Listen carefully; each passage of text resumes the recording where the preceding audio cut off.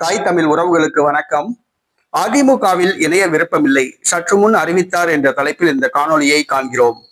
அதிமுக 1972ஆம் ஆண்டு எம்ஜிஆரால் ஆரம்பிக்கப்பட்ட இந்த கட்சி தற்பொழுது எடப்பாடி கையில் சிக்கி குரங்கு கையில் சிக்கிய பூமாலை போன்று சின்னாபின்னமாகி வருகிறது.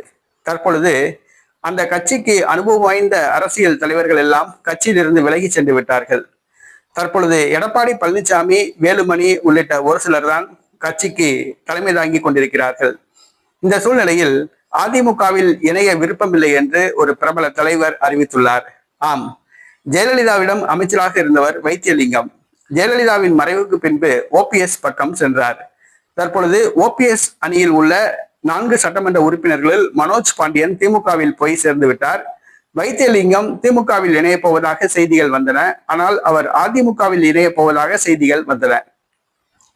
ஆனால் நேற்றைய தினம் வைத்தியலிங்கம் அவர்கள் தான் அதிமுகவில் இணைய விருப்பமில்லை என்று அறிவித்துள்ளார். எடப்பாடி தலைமை ஏற்கப் போவதில்லை, அதிமுகவில் இணைய விருப்பமில்லை என்று அறிவித்துள்ளார். அவர் ஓபிஎஸ் உடன் முரண்பாடு ஏற்பட்டு தனித்து உள்ளார்.